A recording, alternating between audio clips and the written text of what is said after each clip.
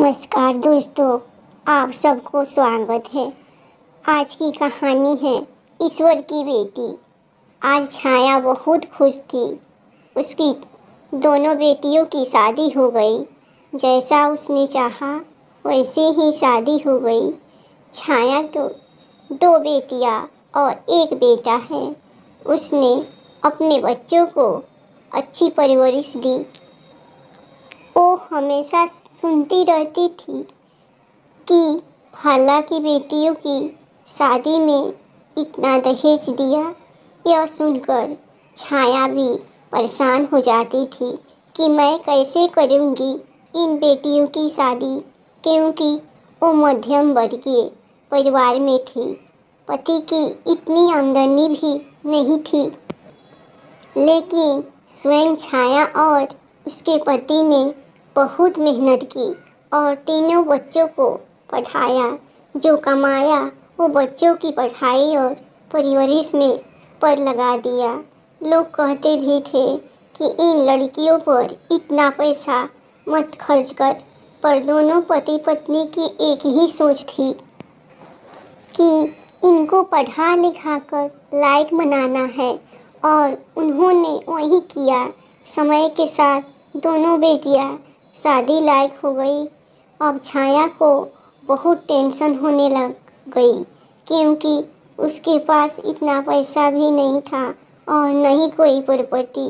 छाया को परेशान देखकर उसके पति हमेशा उसका हौसला बढ़ाते थे और एक ही बात कहते कि चिंता मत कर, मेरे भगवान ने कुछ तो सोचा ही होगा, सब हो जाएगा।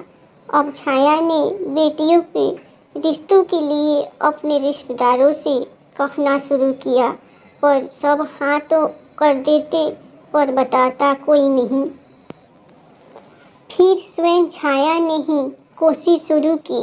कुछ समय बाद अच्छे रिश्ते आने लगे, क्योंकि छाया की दोनों बेटियां सुंदर भी थी और पढ़ी लिखी भी।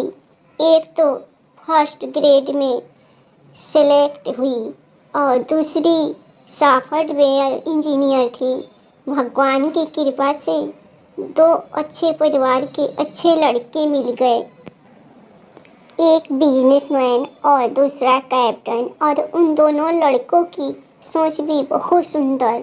दोनों ने दहेज लेने के लिए साफ मना कर दिया। छाया ने कभी सोचा भी नहीं था कि घर बैठे इतने अच्छे रिश्ते मिलेंगे, वो भी इतनी अच्छी सोच के साथ। छाया ने शादी की तैयारी शुरू की। छाया के बेटे ने भी जो अपनी बचत थी वो अपने पापा के हाथ में रख दी और बोला, पापा चिंता मत करो, सब हो जाएगा। कुछ शुभ चिंतक भी साथ देने लगे और फिर वो नियत समय पर आया और दोनों बेटियों की शादी हो गई और दोनों अपने अपने ससुराल में खुश है।